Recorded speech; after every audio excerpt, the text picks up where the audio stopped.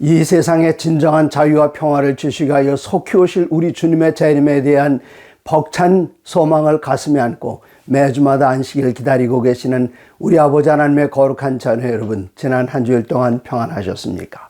제가 어느 나라에 가서 어떤 집회라든지 거기에 모인 모든 성도님들에게 우리의 소원은 그렇게 질문하면 모든 재림 성도들의 대답은 어느 나라에 있든지 국적을 불문하고 언어를 불문하고 문화를 불문하고 그들의 대답은 임박한 예수 그리스도의 재림에 대한 불타오르는 소망입니다.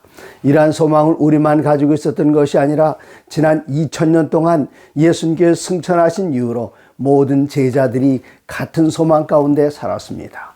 이제 예수님께서 이 땅에서 3년 반 동안에 공생애를 마치시고 제자들을 떠나시기 직전에 제자들이 모였을 때에 요한복음 13장 36절에 시몬 베드로가 이르되 주여 어디로 가시나이까? 바로 여기에서 제목을 따온 유명한 소설이 있습니다. 폴란드의 작가 생케비치가 쓴 쿼바디스 도미네, 주여 어디로 가시나이까? 주님 어디로 가십니까? 함께 계시던 주님께서 떠나신다고 할 때에 제자들 마음 가운데 깊은 근심이 있었고, 여기에 대한 대답이 그 다음 장 1절에 요한복음 14장 1절입니다. 너희는 마음에 근심하지 말라. 하나님을 믿으니 또 나를 믿으라.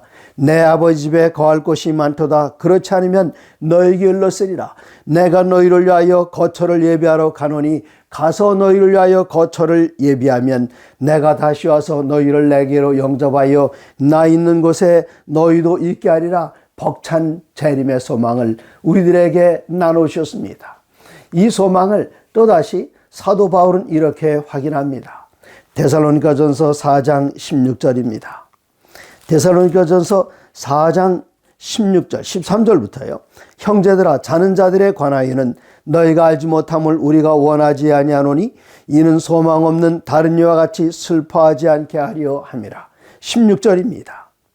주께서 호령과 천사장의 소리와 하나님의 나팔 소리로 친히 하늘로부터 강림하시리니 그리스도 안에서 죽은 자들이 먼저 일어나고 17절 그 후에 우리 살아남은 자들도 그들과 함께 구름 속으로 끌어올려 공중에서 주를 영접하게 하시리니 그리하여 우리가 항상 주와 함께 있으리라.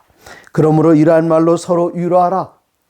얼마나 벅찬 희망입니까? 가슴 벅찬 이 희망을 예수님께서 승천하신 이후부터 제자들이 가지고 있었습니다. 그들은 주위에서 일어나는 징조들을 보면서 부지런히 예수 재림을 사람들에게 알렸습니다. 마태복음 24장 전체가 예수님께서 이 땅에 오시기 직전에 있을 재림의 징조들에 대해서 이야기하고 있는데, 그들 시대에 마태복음 24장에서 언급된 대부분의 재림의 징조들은 모든 시대마다 그 재림의 징조들이 반복돼서 일어났습니다. 1세기에도 지진이 났고 1세기에도 커다란 전쟁이 있었습니다. 유대 전쟁, 그 전쟁은 정말 끔찍한 전쟁이었습니다. 또 지진과 기근과 전쟁과 이런 모든 것들은 각 시대마다 있었는데, 개인적인 예수님의 재림이 있었다면 누군가 예수님을 믿다가 그들의 숨이 이 땅에서 멎고 주님 품 안에 잠드는 그때가 재림의 순간이라면 역사적인 재림은 단 한 번 있을 것입니다.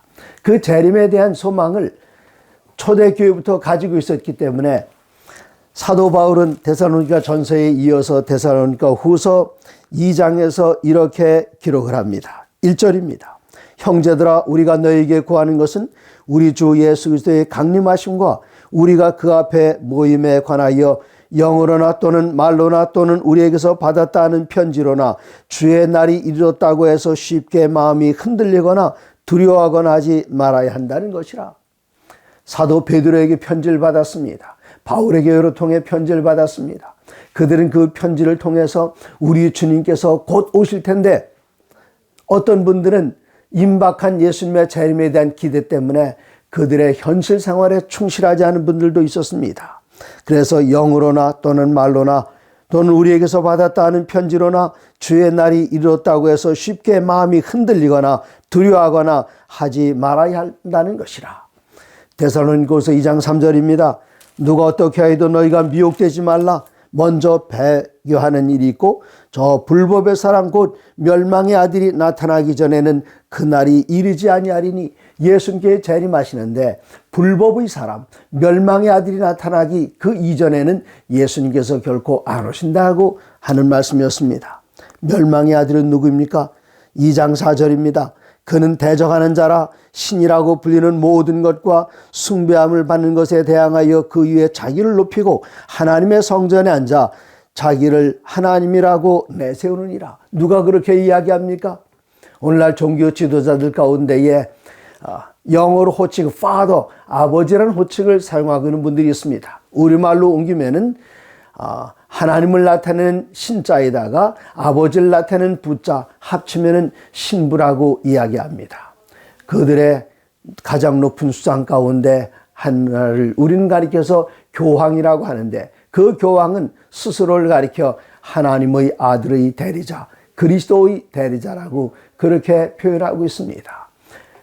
이제 사도들의 시대가 지나고 여러 세대가 지난 다음에 종교교역자들은 분명히 봤습니다. 하나님의 성전에 앉아서 자기를 가리켜서 자기를 높이고 하나님의 성전에 앉아 자기를 하나님이라고 내세우는 그 존재가 나타나는 것을 보면서 예수님께 속히 오시라고 그들은 든든하게 믿었습니다. 이제 대쟁투 역사가 계속 진행되고 있습니다. 이렇게 예수 재림에 대한 간절한 소망을 가지고 드디어 하나님의 성전에 앉아 자기를 가리켜 하나님이라고 주장하는 그런 일들이 나타나는 걸 보면서 이제는 사도 베드로의 말씀에 귀를 기울이게 됩니다. 사도 베드로는 베드로후서 1장 19절에 또 우리에게는 더 확실한 예언이 있어 어두운 데를 비추는 등불과 같으니 날이 새어 샛별이 너희 마음에 떠오르기까지 너희가 이것을 주의하는 것이 옳으니라. 우리에게 있는 것은 더 확실한 예언이라고 했습니다. 더 확실한 것은 무엇보다 더 확실한 것인가? 그 앞에 17절, 18절에 보시면은 예수님께서 변화산에 올라가셨을 때에 하늘에서 하나님의 음성이 들려왔습니다. 그것을 제자들이 들었습니다. 이것을 확실하게 들었던 사도 베드로는 18절, 이 소리는 우리가 그와 함께 거룩한 산에 있을 때에 하늘로부터 난 것을 들은 것이라. 우리가 하나님의 음성을 듣는 그것보다 더 확실한 것. 1장 19절, 또 우리에게는 더 확실한 예언이 있다 그랬습니다. 그래서 이 예언의 말씀을 살피는데, 이 예언의 말씀은 어두운 데를 비추는 등불과 같으니 날이 새어 샛별이 너희 마음에 떠오르기까지 너희가 이것을 주의하는 것이 옳으니라. 20절입니다. 먼저 할 것은 성경의 모든 예언은 사사로이 풀 것이 아니니 예언은 언제든지 사람의 뜻으로 낸 것이 아니요 오직 성령의 감동하심을 받은 사람들이 하나님께 받아 말하는 것입니다. 그러므로 요한복음 16장 13절에는 그러나 진리의 성령이 오시면 우리가 이미 들은 이러한 모든 것들을 진리 가운데로 인도하시면서 분명하게 가르쳐 줄 것을 약속했습니다. 하나님의 사람들 가운데 19세기 초에 미국 북동부에 윌리엄 밀러라는 농부가 있었습니다. 베드로후서 1장 19절에 기록된 것처럼 그가 더 확실한 예언의 말씀을 간절히 사모했습니다. 그리고 성령의 지도를 따라서 이 말씀을 연구하기 시작했습니다. 그러다 그의 시선이 다니엘서 8장 14절이 되었을 때에 깜짝 놀라고 말았습니다. 다니엘서 8장 14절 어떤 내용이었을까요? 그가 내게 이르되 2300주야까지니 그때의 성소가 정결하게 되리라 하였느니라. 2300주에 그때의 성소가 정결하게 된다. 도대체 이 말씀은 무슨 말일까? 윌리엄 밀러뿐만 아니라 이 글을 기록했던 다니엘도 알고 싶어 했습니다. 다니엘이 알고자 할 때에 다니엘서 8장 17절에 가브리엘 천사가 나타나서 이야기합니다. 8장 17절 뒷부분 인자야 깨달아 알라 이 환상은 정한 때 끝에 관한 것이니라. 윌리엄 밀러가 이 말씀을 읽을 때에 정한 때 끝? 무슨 정한 때? 이스라엘 백성들을 하나님의 백성들을 위하여 정한 때 끝? 그렇다면 예수님의 재림의 때가 아닌가 그렇게 생각했습니다. 19절입니다. 또다시 이야기합니다. 이르되 진노하신 때가 마침을 후에 될 일을 내가 내게 알게 하리니 이 환상은 정원 때 끝에 관한 것이라. 인간을 위해서 정원 때 끝이 아니겠는가? 그가 그렇게 생각했습니다. 또다시 26절 가브리엘 천사는 다니엘에게 한 번 더 가르쳐 줍니다. 이미 말한 바 주야에 대한 곧 2300주야에 대한 환상은 확실하니 너는 그 환상을 간직하라. 이는 여러 날 후의 일임이라 하더라. 이 말씀이 무슨 뜻인지 깨닫기 위해서 다니엘은 정말 고민했습니다. 27절입니다. 이에 나 다니엘이 지쳐서 여러 날 앓다가 하나님의 뜻을 알기 위해서 그는 앓을 정도로 몸져 누울 정도로 하나님의 말씀을 사모했습니다. 2300주야. 이 성경에는 단 한 번만 나옵니다. 우리가 지난 시간에는 성경에 7번씩이나 나오는 연대에 대해서 공부했습니다. 다니엘서 7장 25절부터 나오는 한때, 두때, 반때, 3년 반. 이것을 달수로 이야기하면 3년 반은 42달, 42달은 요한계시록에는 1260일로 표현되고 있습니다. 이 예언 기간에 대해서는 3년 반, 42달, 1270일, 1260일 이것은 7번씩이나 나오는데 2300주야는 다니엘서 8장 14절에 단 한 번만 언급됐습니다.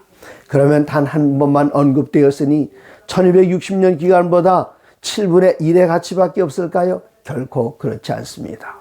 인류 역사에 있어서 세 가지 커다란 사건이 있는데 첫 번째 사건은 온 세계를 창조하신 천지 창조입니다. 그때 인간도 태어났습니다.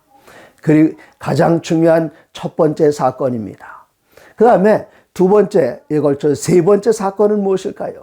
세 번째 사건은 인류를 이제는 죄악에서 완전히 구원해 주신 우리 주님께서 죄의 결과로부터 우리를 구원하시기 위하여 이 땅에 재림하시는 재림입니다. 그 재림의 시간은 우리가 정확하게 알지 못합니다. 천지창조 대략 언제쯤으로 생각하고 있습니다만 정확한 연대를 아는 분들은 아무도 없습니다. 그런데 인류를 위한 세 가지 사건들 가운데 가장 중요한 사건 한가운데 나오는 사건은 무엇일까요?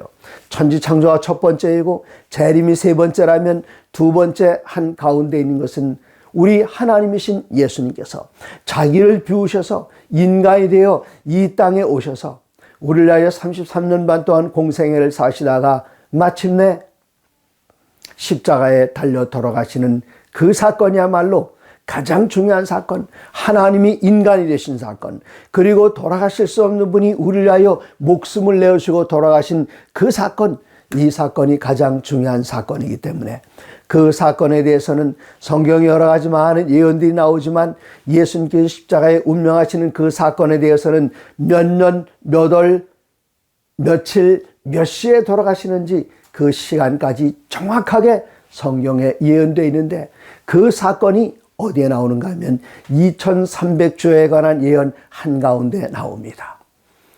그 사건이 얼마나 정확한가를 우리에게 연, 월, 일시까지 분명하게 보여주는 사건이 정확하다면 2300주가 끝나는 그 사건은 얼마나 중요한 사건이 있을 것인가를 우리가 더듬어 알 수 있겠습니다.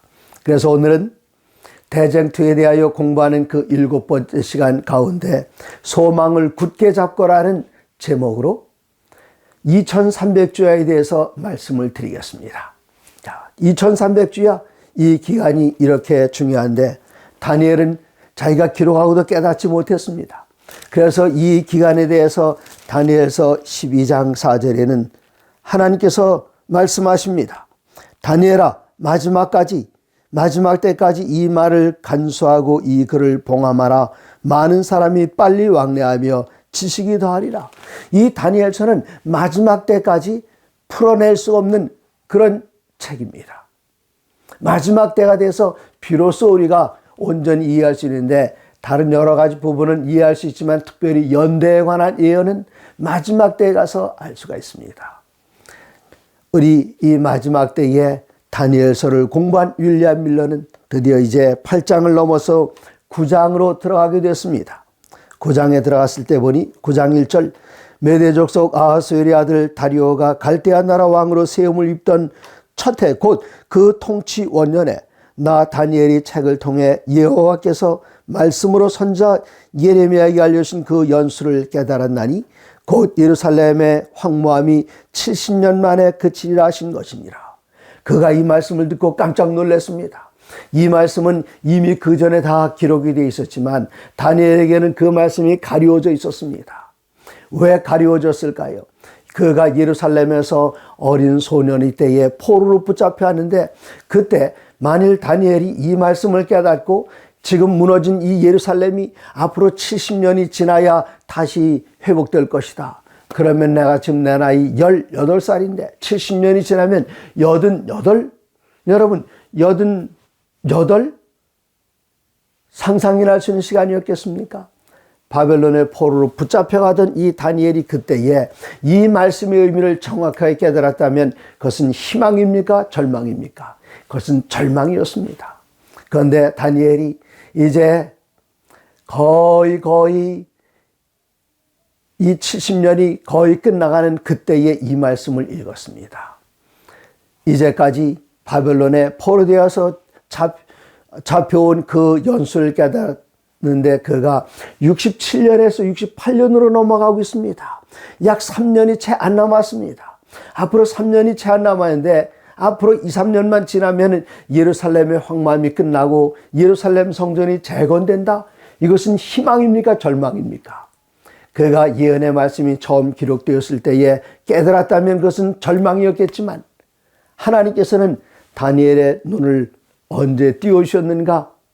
예루살렘의 황무함이 거의 끝나가는 그 시점에 알려주셨기 때문에 그가 깨달았기 때문에 그에게는 정말 커다란 용기였고 희망이었습니다. 이때 다니엘의 행동은 어떤 행동이었습니까? 이 말씀을 읽자마자 그는 3절 내가 금식하여 베옷을 입고 재를 덮어쓰고 주 하나님께 기도하기를 하며 간구하기를 결심하고 내 하나님 여호와께 기도하며 자복하여 이르기를 크시고 두려워할 줄. 네, 그가 하나님께 기도드립니다. 왜 이렇게 기도드렸을까요?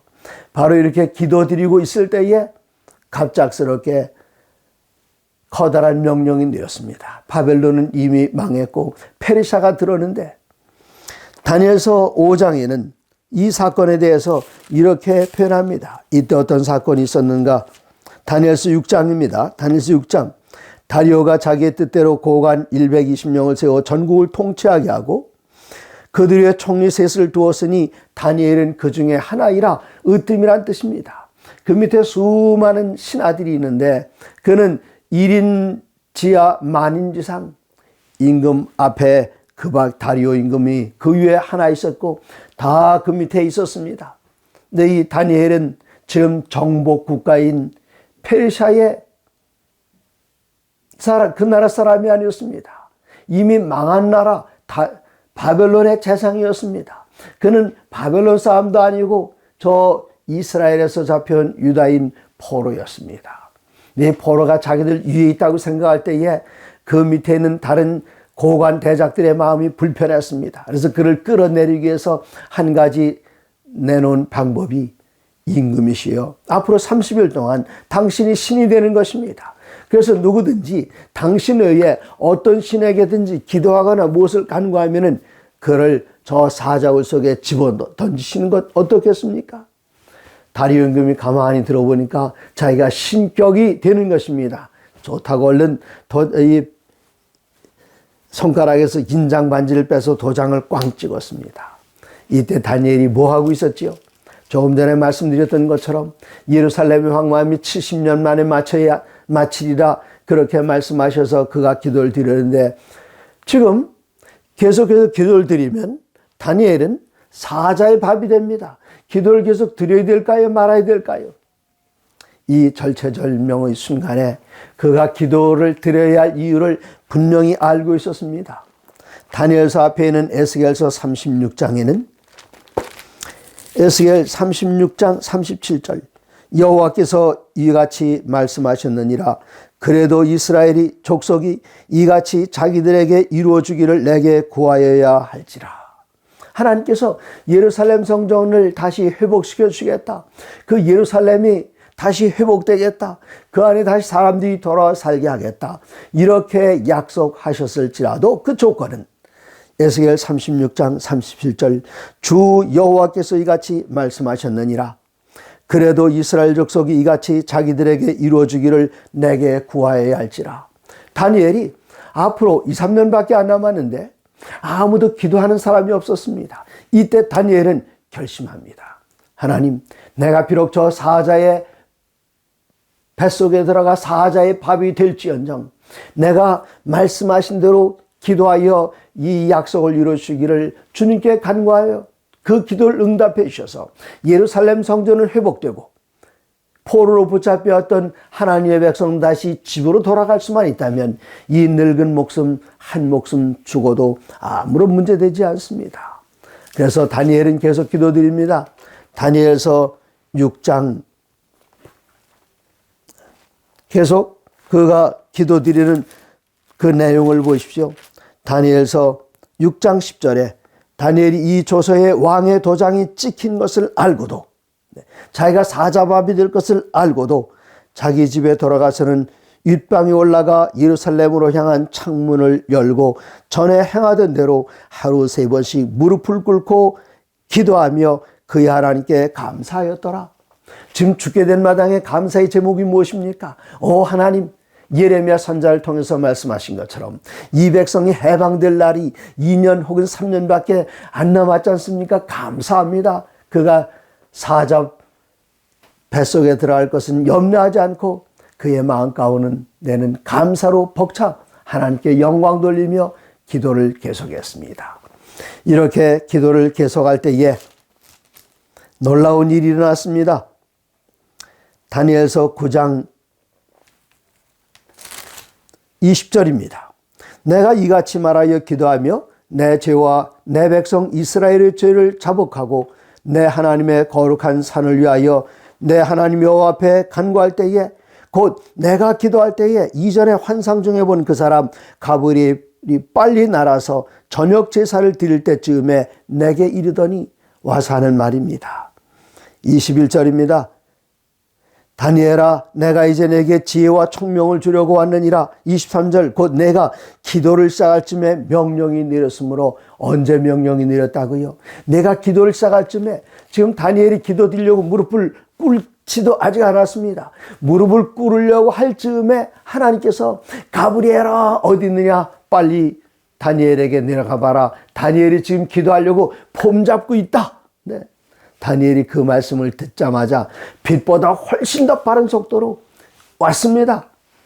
하나님 명령을 받고 급히 왔더니 이 다니엘의 슬개골이, 이 무릎뼈가 아직 땅에 닿기도 전이었는데 벌써 와서 아직 시작도 안 하는데 하나님은 이렇게 급하게 서두르시는구나.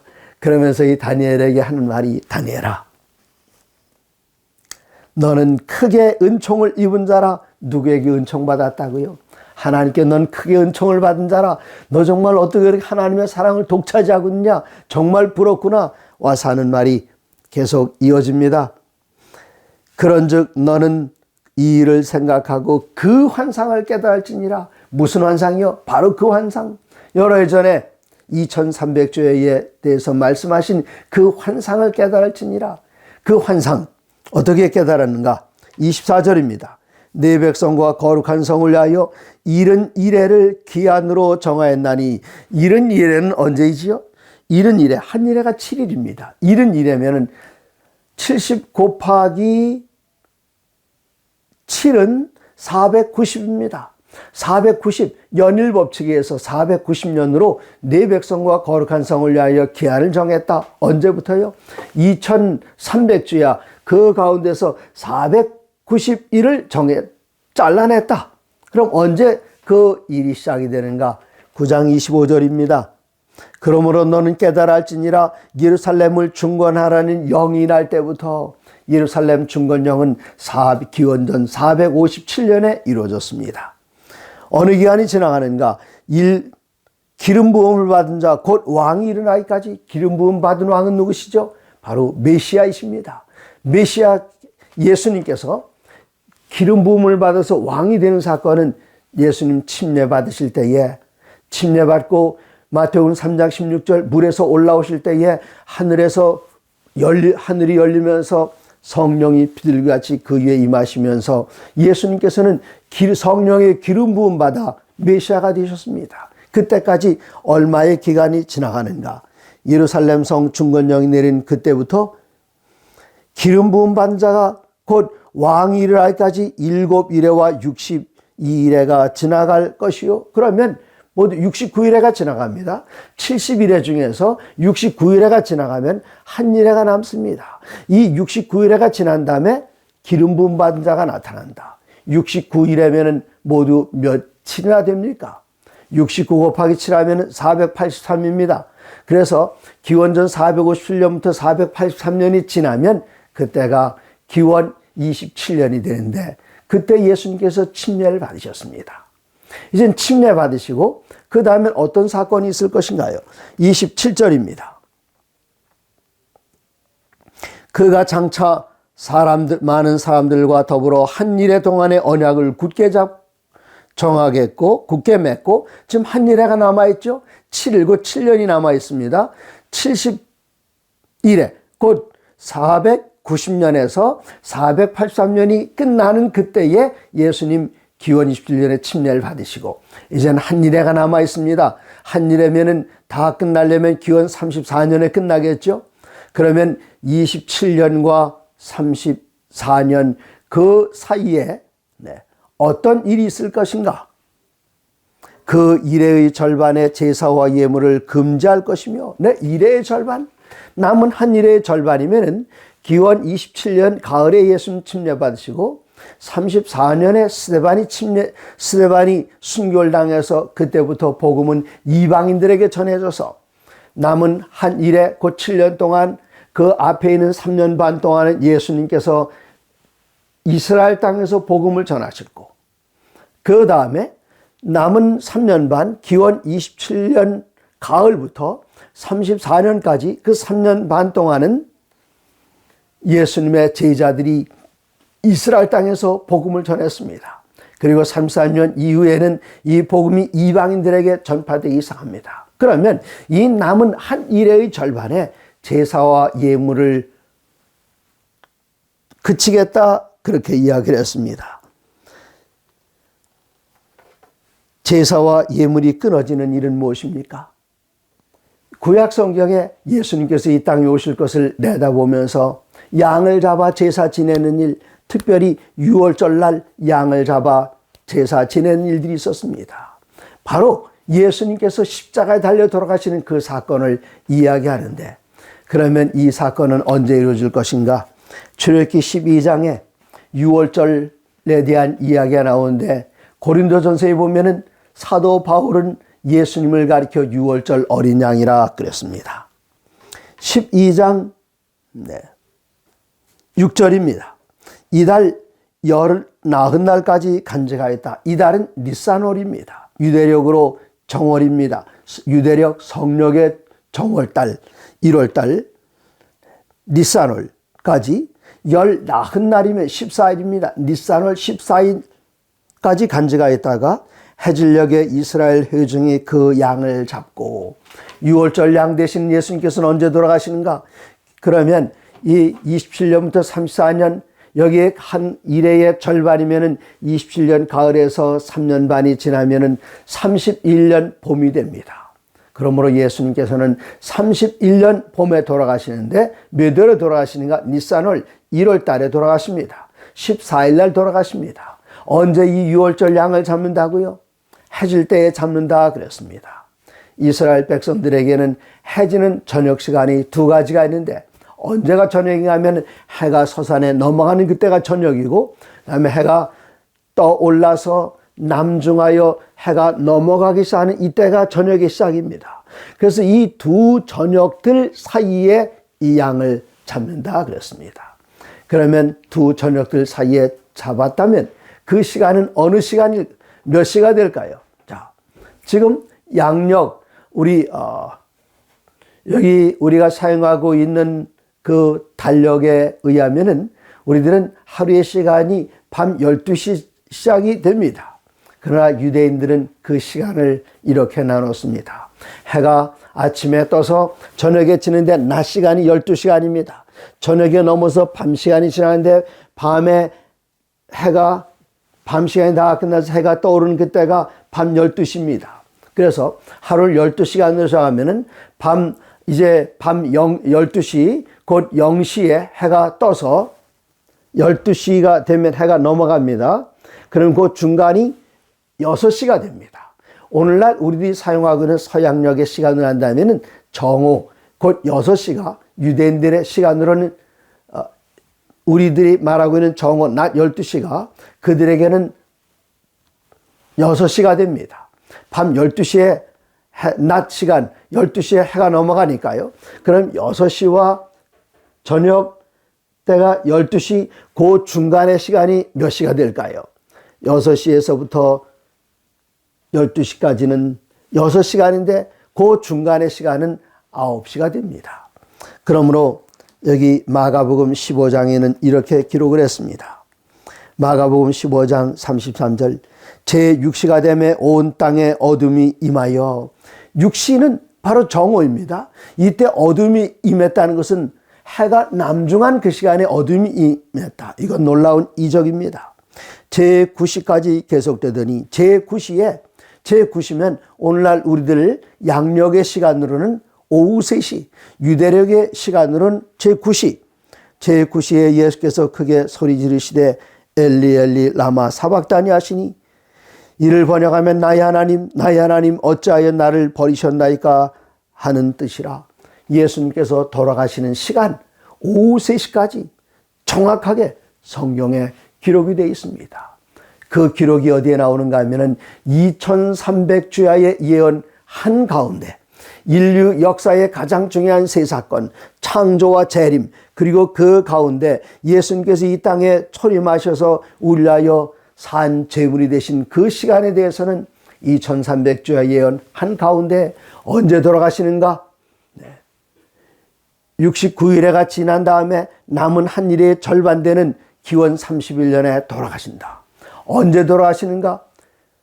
출애굽기 12장 6절에 니산월에 돌아가신다. 며칠 날 돌아가신가? 열 나흔 날 그 14일에 돌아가신다.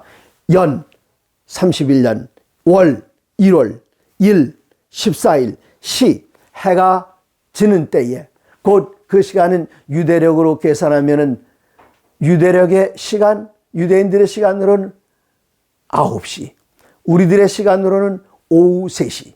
그래 정확하게 예수님께서 우리 위하여 제물이 되시고 우리를 죄 가운데서 구원해내시고 우리의 모든 죄를 십자가에 못 박으셔서 우리를 의롭게 선언하시는 바로 그 사건이 일어난 그 시간이 연월일시를 찾는 것은 2300주야의 그 예언 한가운데 찾을 수 있으므로, 그 시간이 예수님께서 우리 위하여 돌아가신 사건이 너무나도 분명하고 정확했다면 2300주야가 끝나게 되는 그 시간, 그때는 계산하게 되면은 71회가 지나간 게 34년입니다. 그럼 남아있는 것은 1810년이 남아있습니다. 더하면은 1844년이 됩니다. 이 예언의 시간에 대해서 윌리엄 밀러는 이 시간을 계산해 깨닫고 마음 가운데 깊은 감동을 받았습니다. 그리고 나가서 외치기 시작했습니다. 그러면 1844년이 끝나는 바로 그때에 어떤 사건이 있었을까요? 기대하시기 바랍니다. 다음 주에 말씀드리겠습니다. 하나님의 거룩한 말씀으로 사시기 바랍니다.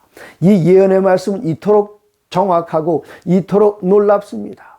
연월일시까지 쪽집게처럼 집어내는 그 예언, 우리들은 이 예언을 역사주의적 해석 방법으로 설명하면서 이 대쟁투도 성경에 기록된 그대로 그리스도와 그를 따르는 하나님의 백성들이 승리로 대쟁투를 마치고 장식하고 마침내 어린 양과 함께 시온산에서 14만 4천의 노래를 함께 부르게 될 것입니다. 사랑하는 여러분, 끝까지 포기하지 마시고 끝까지 그리스도 예수의 편에서 잘 싸우시기 바랍니다.